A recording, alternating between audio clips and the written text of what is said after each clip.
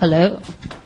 So cleverly, you'll notice that this panel is titled "How to Build the Most Responsible AI Future," which begs the question of, is there a responsible AI future? So let me introduce our panelists. We've got Jack Clark from OpenAI, and I used to have a ton of fun introducing Jack by his former title, which was the world's only neural network reporter. And so I think now you're still one of a kind. You're a snowflake, don't worry, but it's now the world's only strategic and communications director of a massive nonprofit AI backed by Sam Altman and Elon Musk. It's easy to be number one if there's one of you. You did it. Doesn't roll off the tongue quite as well, but still a unique position. We've got Tim, who's led AI policy at Google for the last year. And among the many crazy, awesome things he's done includes co-founding the Awesome Project, which gives a no-strings-attached $1,000 grant to anyone who's trying to unapologetically promote awesome in the world, which is kind of cool. And so, can I have one of those? Sure. Yeah.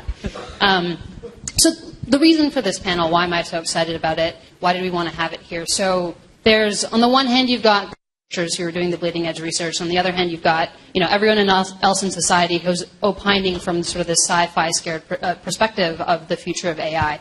And you so rarely get this intersection between those two worlds. Yet we've got two of the biggest research institutions and the two people at those institutions that are supposed to interact with the rest of the world. And so, we're going to pretend we're sitting around having conversation here because we want to really get into it, not necessarily toe the party line.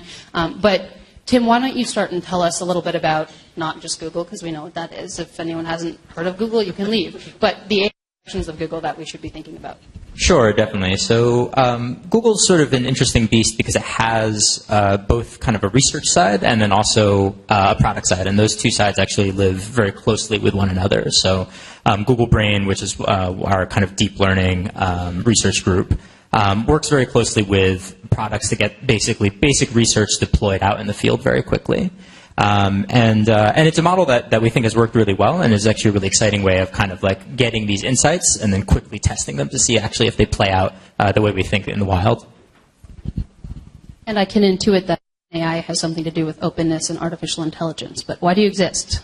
So we're in this honeymoon period of AI at the moment where there's an almost unparalleled level of openness. Google publishes research, Microsoft does, all of these companies do, and we want that to continue. So the goal of OpenAI is to be a force to encourage everyone to be open by publishing our own research and producing open tools and helping to further pull the community in that direction, because in the same way the computer security industry has benefited from the fundamental technologies being mostly open, and that's allowed us to build incredible things on top of it, we think the AI substrate needs to be similarly open, or you end up with strange vulnerabilities, strange problems, and these ivory towers of research which actually slows the rate of overall progress, which would be a shame. And so both of your positions are specifically to deal with the outside world. And so, we hear a lot of far-fetched concerns, but you guys are literally tasked with dealing with those. So what do you think? I promise not to use the S word on this panel, either of the S words, in fact. But what do you guys... I was going to use an S word. Were you going to use an S word? Yeah, me too. Sexism, that's a bad one. Yeah. Oh. Safety, that's another S word. There we go. I was thinking superintelligence and singularity yeah, no, and all those things. So we've got a lot of S words that are rolling around on the panel here. But what are the practical concerns? What should we be thinking about? Sure, definitely. I can jump into that. And I think this is a fun part of the panel because it's how to build a responsible AI future, which begs the question of what responsible means. And at least for us, I think responsible is all about kind of how do we get the benefits of this technology to be as broadly distributed as possible. And really, in my mind, that has kind of three big pillars in how we're sort of pursuing it at Google. The first one is open tools, which Jack has talked about. We're doing that through TensorFlow, right, which basically makes an entire training pipeline. I'm just curious, who's heard of TensorFlow? Raise your hand. Oh, cool. No, you're doing your job. You should definitely check it out. The second thing I think is open publication, open research. There's been a norm, and as some people may have talked about it today, is that the deep learning community was really small, and suddenly there's a lot of attention on it. But there's a lot of good norms that were kind of cemented in the early kind of phase of the community, which we think are like really beneficial to kind of pushing these benefits out to as many people as possible. And one of that is open publication. So we definitely try to do as much publication as we can in the wild, and we have a lot of researchers participating in things like NIPS and ICML and other conferences. And then I think the final one, which maybe kind of gets really close to your question of like, what are the issues we should be worried about? I think there's a real need to encourage sort of concrete, tangible machine learning research on kind of the social impact of AI. And so two of the papers that I'll point out that we've been working on recently, one of them is taking this question of AI safety, right? And we try to reduce it to a problem which is very tangible, which is like, if you're building a cleaning robot, how do you make sure the cleaning robot doesn't destroy things in the room as it goes about cleaning, right? Which is actually a kind of profound CS problem, and actually gets us to a point where we can frame these problems as engineering problems and develop solutions to them. And so there's a paper we released called Concrete Problems on AI Safety in collaboration with OpenAI, I'll add, that kind of looks at that. Another issue that we've been really interested in recently is the question of fairness. So how do you detect that a system has gone awry because of biases that it's learned in the data that it's trained on? And for certain types of training models, this actually turns out to be kind of an interesting, challenging problem. And so we've got a new paper that came out called Equality of Opportunity in Machine Learning, which kind of proposes one way of looking at this problem and one way of sort of fixing classifiers so that they sort of don't sort of unduly bias or unfairly bias sensitive groups that might be in the system. Excellent. One quick thing I want to mention, I'm curious to get your guys' take on it. Pretty much every other panel has talked about the importance of data and data sets. And that's the one thing you guys haven't talked about yet in terms of openness. You guys are promoting openness of all other things. Where does data come in? So I think you're classifying stuff, data still matters a lot. If you're doing self-driving cars or speech or images, you need data and you need to augment the public data sets with large stores of your own. But for some of the newer territories like creating robotic systems or agents that can play a variety of games and then transfer that learning into other domains and other bits of software, it's more about compute, and you're limited by your ability to simulate a world or to run a game for a certain number of cycles. So I think we're going to move from an era where data is the limit to where compute and your ability to wield large amounts of computers on quite complex problems is going to be what holds back research, at least in certain cutting-edge areas.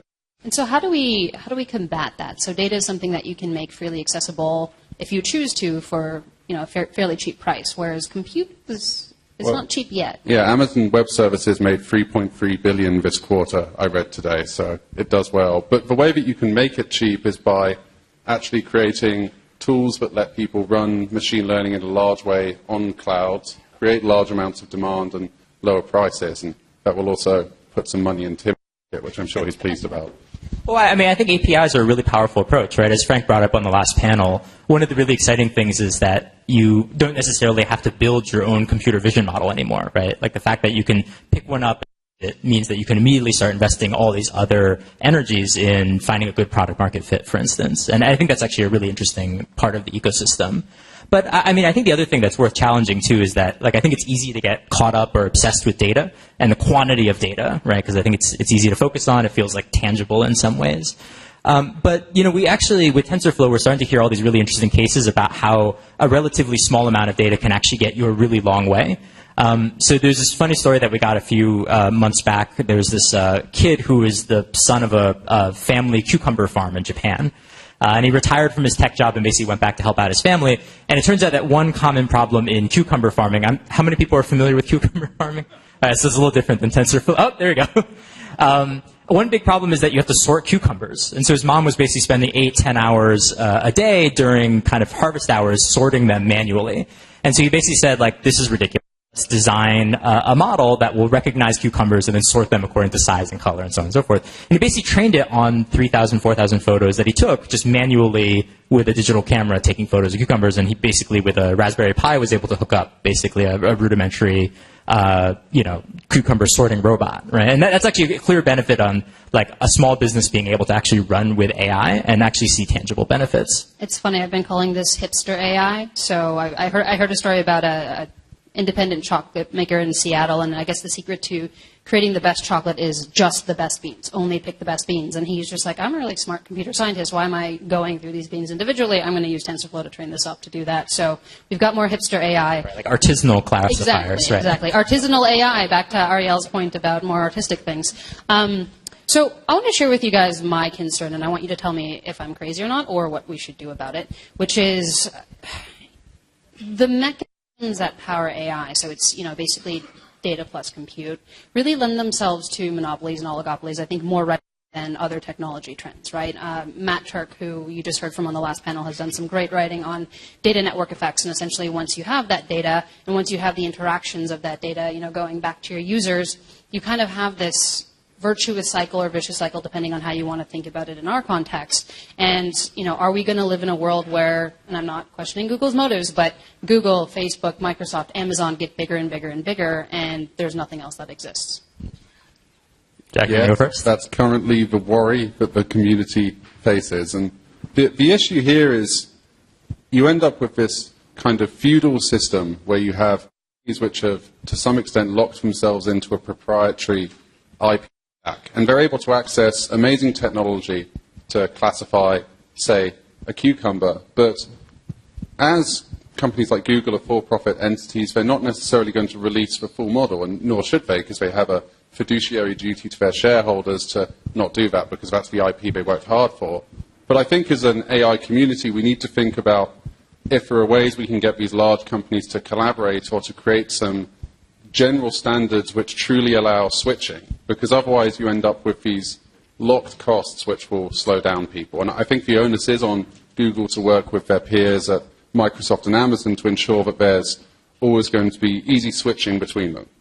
Right. I think one response here is I think things in technology are actually always much more competitive than you think they will be. Right. Like Google wasn't the first large tech company, and large companies routinely don't see a lot of opportunities or don't choose to chase after opportunities. There's a known pattern.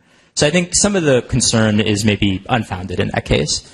But at the same time, I also don't think that competitors are without any tools to go and compete. Right. I think, for example, the investment infrastructure that we've all talked about today, right, VCs, can very well invest in valuable APIs that may be competitive. And I think we should expect to see that happen, particularly because, the rents that you would get from being a company that has the only model of a certain type would invite a lot of other people to come and compete. And I think we see that happening, actually. I think, we see a lot of investment in those types of things. And sort of on the same point, I have one question. Do we have a long short-term problem? And I don't mean that in a technical sense. So we keep hearing a lot about, because the opportunity is so great here, or not all, but the vast majority of the professors have been pulled out of academia. That next wave of, AI talent is not going to go through the university system. And the question is that going to impact the long-term research of AI? Do we have a problem here? Well, we actually have, interestingly, a lot of examples of researchers leaving to go back into academia. And there's also a fair amount of circulation between the companies as well, actually, which I think actually is a super healthy thing. It reminds me of the old analysis of why Boston's VC world fell behind while Silicon Valley stormed ahead. And one of them was that you had a lot of shared expertise constantly shared. And I think particularly in terms of research norms, that's one of the reasons we're such a big fan of open publication, is that at least the knowledge is shared out. What are some bad things you guys have seen that you don't like that we should be fixing? In what? What bad things? Bad actions, bad actors, bad trends. What do you want to change? I think that we need to be very careful about the data sets we're using. And if you don't inspect the underlying data, you'll end up reflecting biases in it. And this can cause huge problems in terms of, I mentioned sexism earlier, but every bad trait of society can be reflected in the data which you grab. And so you need to not be kind of indiscriminate in how you hoover it up. And we need to invest more as a community into that research and also do more outreach about it. Because if I have a popular photo app and it misclassifies me and I don't understand why, I'm going to lose trust in that company. And so the onus is on people in the community to educate people about how these algorithms really work and make them less of a black box. I think there's two things. One of them is around challenges in interpretability. Right? The worry is that we might launch systems that we can't fully investigate. And there's ways of kind of constructing systems so they have certain control windows. But there's a worry that maybe you don't deploy the systems as well as you might. So I think that's one big concern. Actually, I have an additional concern. And this I do too. Well, back and forth. This is going to sound atrocious coming from me, but there's sort of a very severe gender equality issue in AI. There are way more men than women.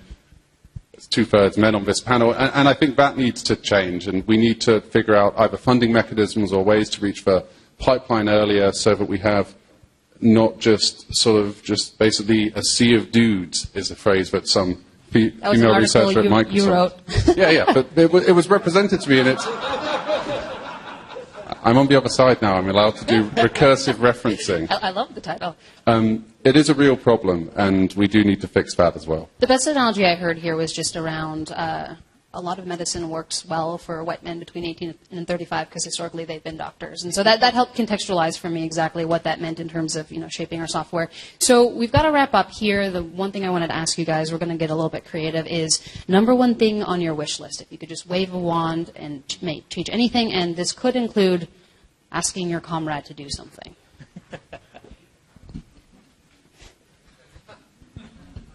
I'd like it if we could simulate reality perfectly. Most problems of how we unlock loads of value in AI are about how you get robots to do stuff which is useful. And, Geordie Rose talked about this earlier, how it's a huge problem how you transfer from this sort of abstract world into the real world. And I truly think if we solve that, we can, reap huge rewards as a society. Great. And I have one, which I guess is maybe more immediate, but I think would make a really big difference, which is I think it'd be great if we had good, accessible materials for people to understand the emerging concepts in deep learning, because it's still a little bit of a special sauce, and I think both the public at large, but also from an educational perspective? From an educational perspective, yeah, exactly. I mean, I think textbooks exist, but I think there's a kind of missing gap, I think, in terms of really kind of articulating some of this stuff.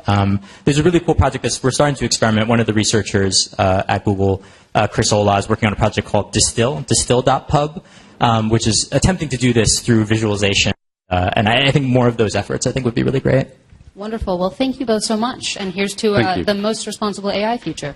Thank you.